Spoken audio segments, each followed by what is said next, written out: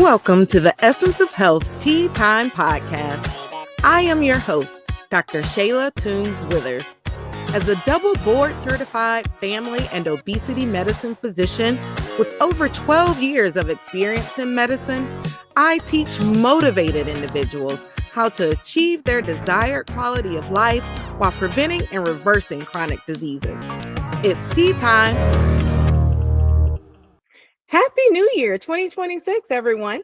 If you are new to the Essence of Health Tea Time podcast, welcome. If you've been one of our loyal listeners getting the tea with us along the way, then welcome back. Now, this year, we're kicking off season 4 of the podcast with a brand new format that I think you're really going to love. Instead of me just talking at you about health topics, which, let's be honest, can get a little dry, we're going to be reviewing popular health and wellness news articles together. I'll share the highlights, and then I'll give you my take as a physician who specializes in integrative medicine, functional medicine, metabolic health, and hormone optimization. Think of it as us sitting down with our tea, scrolling through the latest health headlines together, and having a real conversation about what's actually helpful versus what's just noise. And let me tell you, there's a lot of noise out there, especially this time of year. We're officially in resolution season. You know, the magical time of year when everyone is convinced that this is the year they're going to transform their entire life starting January 1st. Now, don't get me wrong. I love the idea of a fresh start. I love the idea of goal setting. But through the years, I have seen so many individuals burn out by February or even mid-January because they're trying to overhaul everything at once without understanding what their bodies actually need. I felt that it would be appropriate to kick off the new year and this new season of the podcast by diving into an article from the American Medical Association, or the AMA, and it's titled, "What Doctors Wish Patients Knew About Healthy New Year's Resolutions." And spoiler alert, it's not just about eating kale and hitting the gym. So keep listening. We're going to talk about the resolutions that probably rarely make it onto your January 1st list, but can actually have a massive impact on how you feel, how you function, and how you show up in your life, not only this coming year, but in the years to come. And listen to the end, because I will be sharing with you a free resource that I've developed just for you. It's based upon the 5 areas I assess with my own patients before recommending weight loss, hormone optimization, and aggressive lifestyle changes. You won't want to miss how to grab this free resource to truly jumpstart your health goals this year. Now, before we begin, a quick reminder, this podcast is for educational purposes only. It is not a substitute for medical advice from your personal healthcare provider. If you have specific health concerns, questions, or conditions regarding your health, please consult with your personal qualified healthcare provider. Got it? All right, now get this tea.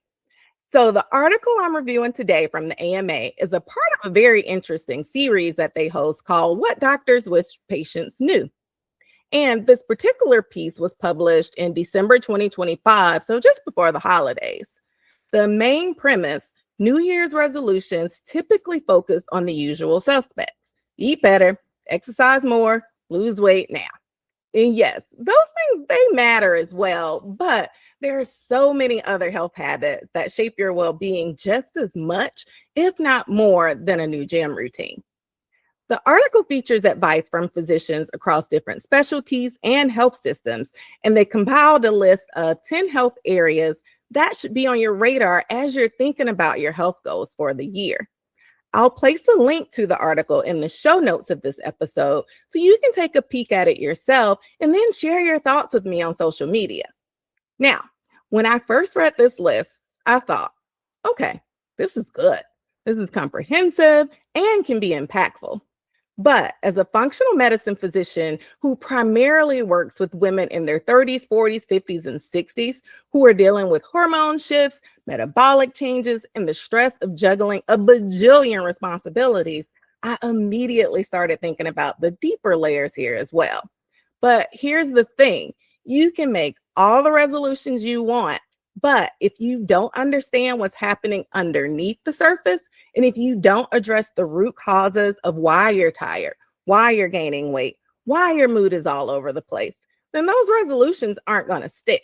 And you'll be back on the same cycle next year with the same resolutions. So, we're going to go through the highlights of what the AMA physicians share, and then I'm going to share my own take on how these connect to your hormone health, metabolic health, and why a more in-depth functional and integrative medicine approach can make all the difference for you.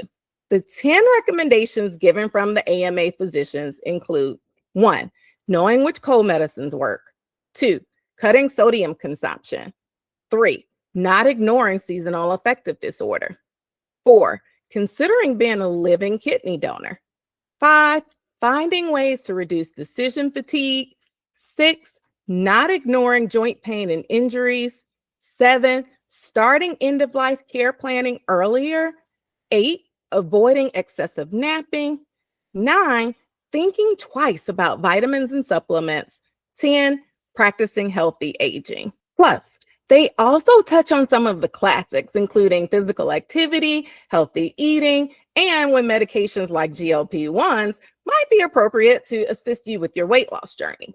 So let's break it down. 1, knowing which cold medicines actually work. This is the time of year where we all may have or know someone who is currently suffering from a cough, runny nose, nasal congestion, sore throat, and more. 'Tis the season for cold, flu, and other viral respiratory conditions. In truth, these symptoms can be totally unbearable and often will drive you to seek relief, but not all cold medicines are created equal. And let's talk about why you're getting sick in the first place. During the holidays, we are constantly on the go. Kids have rehearsals and performances in 5 different locations across town any given day of the week. The office party for you and your spouse. You may be hosting a holiday gathering of your own. Our immune systems are struggling because of frequent communicable exposures indoors, chronic stress, poor sleep, and even likely nutrient deficiencies, especially vitamin D in the winter months where we have less sunlight exposure. And ladies, did you know that estrogen and progesterone play a role in your immune function? Yep. When those hormones are out of balance, particularly during perimenopause or menopause, your immune system may not be working as efficiently. So, add some hustle and bustle of the holidays together with a less optimized hormonal balance and immune system, and you'll understand why you may be finding yourself reaching for the bottle of cough syrup. But don't just grab the first thing you see. First, reach out to your primary care doctor to know what may be safe for you and your personal health conditions, as some of the over-the-counter cough syrups can make your own health conditions even worse and may not be very effective for your symptoms at all. Keep some vitamin C and some honey on hand this season. Vitamin C can help to boost your immune system to lessen the time that you may suffer from those cold symptoms. Honey can be a helpful natural cough suppressant. Parents, do not give your babies under 1 year old honey, as it's not safe for them. But for you and older children, a teaspoon of honey for cough can give you some good relief. And when you're feeling better from those symptoms and working on your health from a more sustainable lens, then start to ask yourself, am I setting my body up to fight off infections, or am I just running on fumes? Number 2, cutting your sodium consumption. Let's face it, Americans consume too much salt, often without even realizing it. It's in everything: your favorite snack pack, your can of soup, your lunch sandwich or wrap, your restaurant takeout, and even in some of your medications. And this excess increases your risk for high blood pressure, heart disease, and stroke. Now, your body does need sodium to function properly, but the problem is when you're getting too much of it from processed inflammatory producing foods while not getting enough of the other minerals like potassium and magnesium that can help to balance this out. Ask yourself, are you eating whole unprocessed foods? Are you getting enough leafy greens, nuts, seeds, and beans or legumes that are going to be rich in potassium and magnesium? Are you properly hydrated, or are you drinking too many cups of coffee and depleting your nutrient stores? And here's something else that doesn't get talked about enough in the sodium discussion: insulin resistance, which affects your metabolic health and can contribute to sodium retention and high blood pressure. So, If you're struggling with blood pressure issues, it's also important to take a look at your blood sugar regulation because this may be another underlying cause as well. Number three, don't ignore seasonal affective disorder or SAD. This one is near and dear to my heart because I actually did a whole episode on SAD in season 3 of the podcast. If you haven't listened to that, go back and check it out. It's episode 70 of the podcast. And since there's an entire episode and deep dive on SAD, I'll just hit the highlights on this one. If you've ever felt your mood change to a more down and depressed mood during the fall and winter months, but seem to feel revived by spring and summer, then you may be experiencing seasonal affective disorder or SAD. Millions of people experience this form of depression during fall and winter months when sunlight exposure decreases. But let me add this. SAD isn't just about lack of sunlight. It's about how that lack of sunlight affects your hormones. Sunlight exposure impacts your circadian rhythm, your melatonin production, your serotonin levels, your vitamin D status, all of which influence your mood, energy, and your sleep quality. And for women, hormonal shifts during perimenopause and menopause can make you more vulnerable to mood disorders, including SAD. I've had patients who thought they had treatment-resistant depression, but when we optimized their vitamin D levels and supported their adrenal function and addressed their hormone imbalances, their mood dramatically improved. So if you're feeling down this winter, yes, get outside when you can. Consider a light therapy box, but also get your vitamin D levels checked and talk to your doctor to see if you benefit from comprehensive hormone testing. Look at the bigger picture and don't just suffer in silence. Number 4, consider being a living kidney donor. This one might seem like it came out of left field. We're talking about New Year's resolutions, and suddenly now we're talking about organ donation. But here's why the AMA actually included it. Thousands of people are waiting for kidney transplants right now. And living donors, those of you who are healthy and choosing to donate one of your kidneys, can literally save the life of someone else just by keeping yourself healthy. So the key takeaway from this one is that by being considerate of someone else in need, you can also be improving your own health. The workup needed to even become a living kidney donor is extensive and ensures that you are healthy at the time of donation. The transplant team and your PCP will make sure that your kidney function is excellent, your blood pressure is well controlled, your metabolic health is strong, and you don't have any underlying conditions that could put you at risk. So for those of you who may need that extra level of motivation to improve your health, this just may be it. Number 5, finding ways to reduce decision fatigue.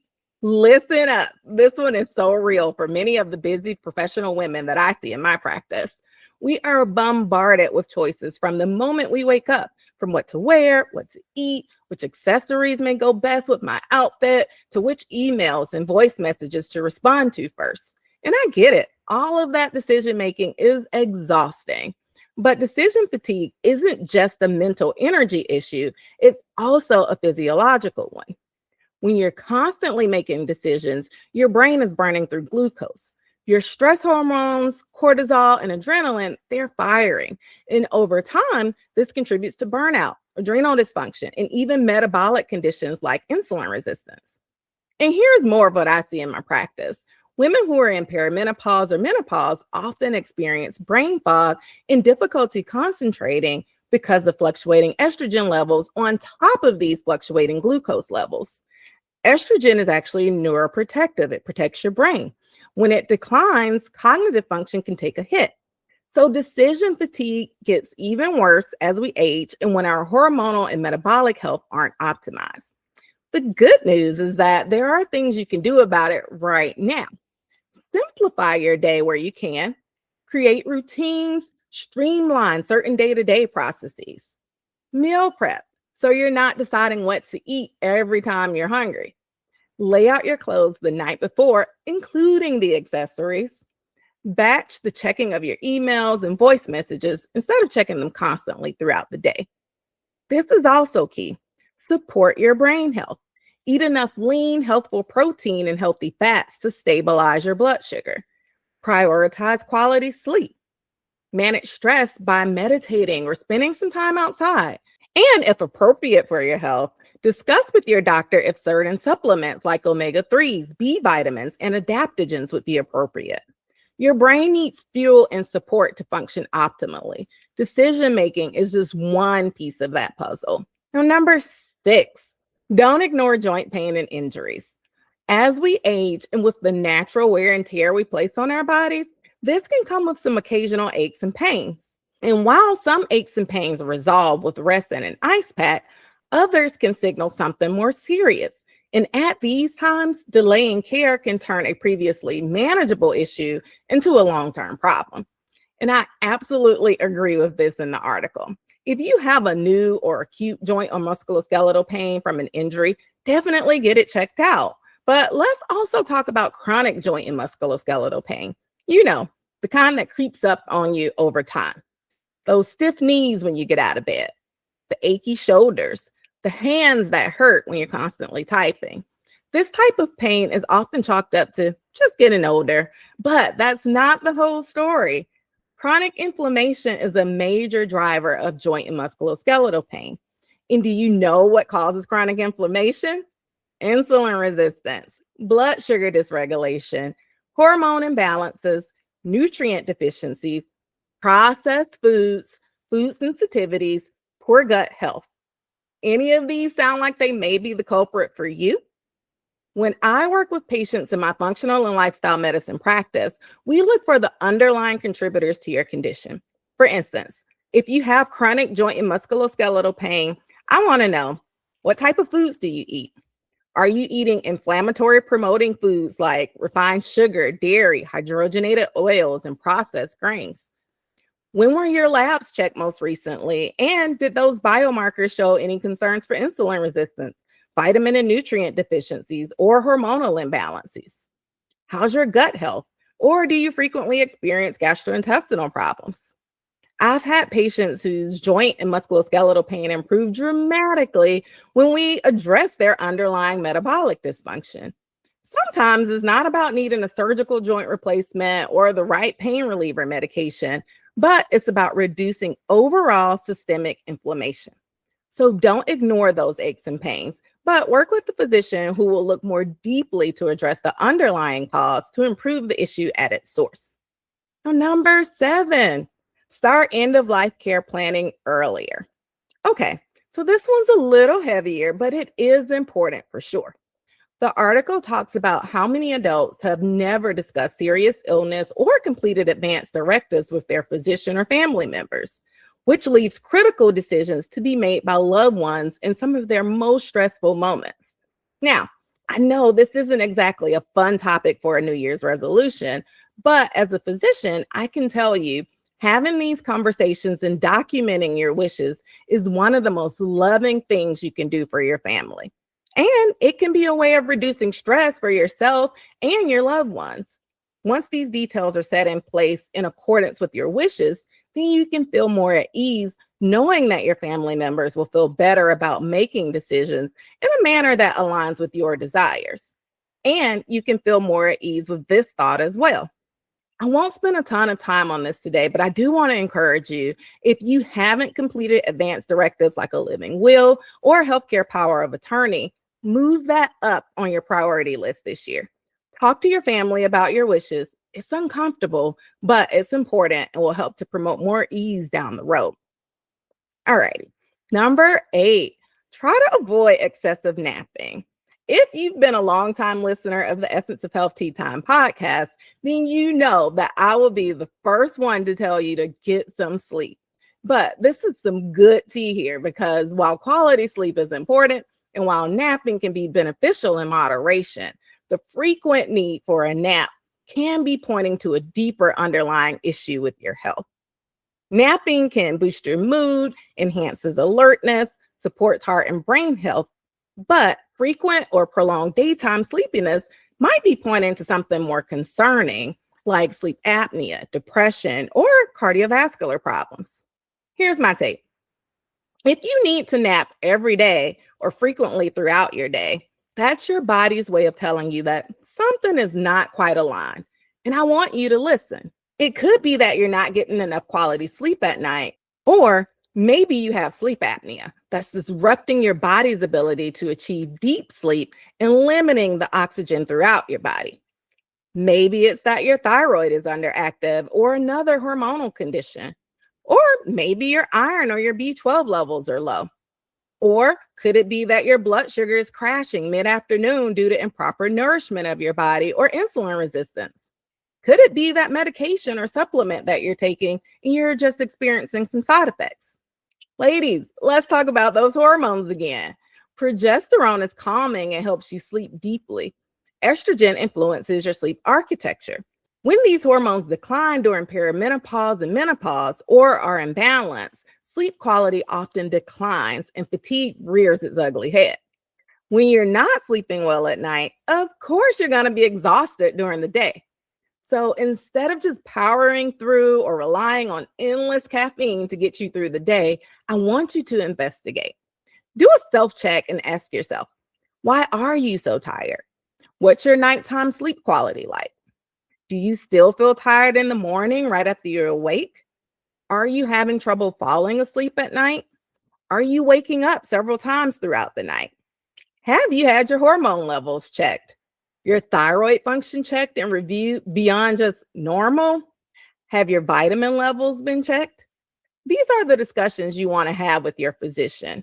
Fatigue is not normal. While the occasional power nap could be just the mental boost that your body needs, frequent daytime drowsiness is a true symptom that deserves attention. Number 9, think twice about vitamins and supplements. I am so happy that they included this one in their top 10 of this article, as it hits on several important points. When it comes to supplements, keep in mind that the FDA doesn't regulate supplements the same way that it regulates medications. There are over 100,000 supplements on the market, and it can be confusing to know what's safe and what's effective versus what's not. And not every supplement is necessary. As a functional medicine physician, I certainly use supplements therapeutically in my practice, but I'm very strategic about it. I have had patients come to me from other providers with a bag full of supplements, and you could see the immediate look of confusion on their faces as we reviewed them.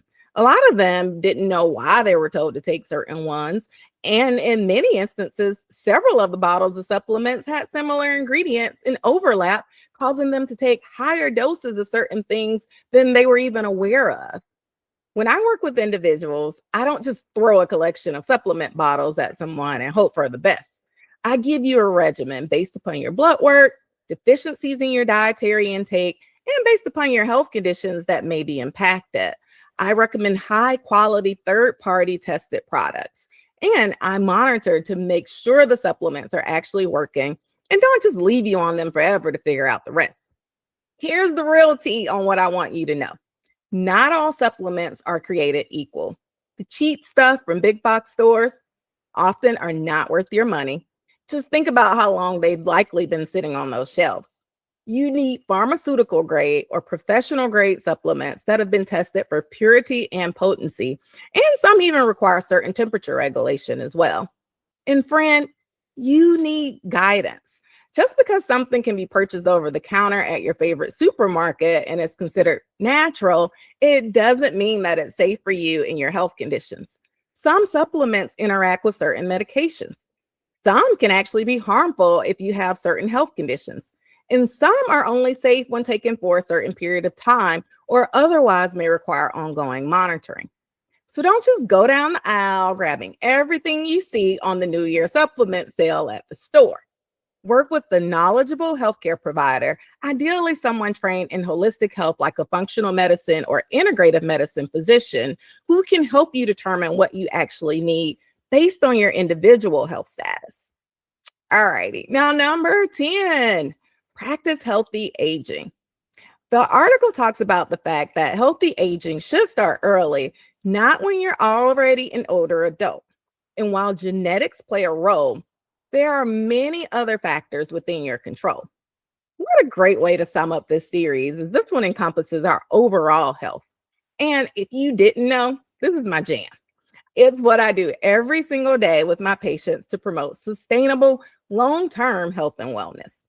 One of my favorite quotes is, "An ounce of prevention is worth a pound of cure." And here's why. A healthy part of aging well is to prevent disease. Healthy aging is about optimizing your metabolic health, balancing your hormones, reducing inflammation, supporting your brain health, maintaining muscle mass, and preventing chronic disease. It's not just about living longer, it's about living well and thriving, having energy, having mental clarity, being able to do the things you love without pain or limitation. And here's the truth. The choices you make in your 30s, 40s, and 50s determine how you're going to feel in your 60s, 70s, and beyond.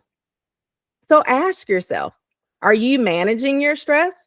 Are you eating nutrient-dense foods? Are you strength training to preserve muscle mass and bone density? Are you seeing your doctor routinely to maintain your health and catch any health conditions early? This is taking control of your health trajectory instead of just reacting to problems as they come up. And the path to sustainable health and wellness requires that your body is in good balance and your health conditions are in control. All right. So we just covered the 10 things that doctors wish patients knew about healthy New Year's resolutions. And on the surface, they're all good advice. Eat less sodium, get help for seasonal depression, pay attention to joint pain, don't overdo the napping, be smart about supplements. But here's what I want you to understand from a deeper perspective, because this is how I look at things with my patients. Many of these issues are connected. They're not isolated problems. They're symptoms of deeper imbalances in your body. Let me give you an example. Let's say you're struggling with decision fatigue, afternoon exhaustion, joint pain, and maybe some winter blues. You might think these are 4 separate issues that require 4 separate solutions. But what if I told you that all of those symptoms could be related to hormonal imbalance and insulin resistance? When your blood sugar is dysregulated and your body is on a roller coaster of blood sugar spikes and crashes, you'll experience brain fog, fatigue, mood swings, and increased inflammation. Inflammation contributes to joint pain. Fatigue makes decision-making harder. Hormonal shifts affect your mood and your sleep, which then further contributes to fatigue and mood changes. See, it's all connected. This is what I do at Essence of Health. We don't just hear your symptoms, run with that, and treat every symptom, but I actually look for the root causes of those symptoms. I ask, why is this happening? What's driving this? What's out of balance? Because those symptoms are often a manifestation of a deeper dysfunction. At Essence of Health, I gather detailed information from you about your health concerns and the journey that you've been on, then use comprehensive lab testing to assess hormone levels, metabolic function, nutrient status, thyroid health, inflammation markers, and more. I look at your lifestyle, your sleep, your stress level, your nutritional intake, the way you move your body, and your environmental exposures. I listen to your story. And then we create a personalized plan together that addresses your specific imbalances and supports your unique body. But here's the thing, one size fits all resolutions don't work. You can't just copy someone else's meal plan or workout routine and expect to get the same results. Your body is different. Your hormones are different. Your stress levels are different. Your environment is different. Your health history is different. So, as you're thinking about your New Year's resolutions, I want to encourage you to think bigger than just those lose 10 pounds or go to the gym 3 times a week generic resolutions. Think about, what do I want my health to look like? How do I want to feel in my body? What symptoms am I tolerating that I don't have to tolerate? Then ask yourself, do I have the support and guidance that I need to actually make sustainable changes? If the answer is no, if you've been trying to do this on your own and you're feeling stuck, maybe this is the year that you decide to invest in working with someone who can help you get to the root of what's going on and set you on the path to healing. Now, I know this might feel overwhelming. Where do you even start, right? But keep listening, as I've created a free resource for you called the Doctor Approved New Year Health Set Checklist. This is a practical step-by-step guide that walks you through the 5 things I want my patients to focus on before dieting or weight loss. It's a great start on your path towards optimizing your health this year. You can grab it for free using the link in the show notes or by going to drshayla.com/EOH. And if you're thinking, okay, this all sounds great, but I need help. I need someone to guide me through this, and you're ready to get started by having me help you as your personal physician and becoming a member of Essence of Health Wellness Clinic, then I'd love to meet with you this week. I offer free consultations where we can chat. I can gain a better understanding of your specific needs and goals, and we can begin the work to get your health optimized together. You can book your free consultation on my website today at essenceofhealthwellnessclinic.com. All right, friends, that's all the tea I have for you today. Thank you so much for tuning in to the season 4 premiere of the Essence of Health Tea Time podcast. If you enjoyed this episode, please leave a 5-star review on your favorite podcast app and share it with a friend who might benefit from this information as well. Next time, we'll be reviewing another popular health news article and breaking it down while I give you the tea from an experienced integrative and functional physician's perspective. I'm already looking forward to it. Until then, take care of yourself and remember, the essence of health is in you. Thank you for joining me today on the Essence of Health Tea Time podcast. Click the subscribe button on your favorite podcast platform so that you never miss a moment of the Essence of Health Tea Time podcast. Check out the show notes to obtain your free tips for healthy living guide to get you started on your health and wellness path. Follow me on social media at Essence of Health Wellness Clinic on Facebook, Instagram, and YouTube, and at dr.tw@EOHWC on TikTok. Interested in becoming a member of the Essence of Health coaching program? Well, head on over to www.eohcoaching.com. The essence of health is in you.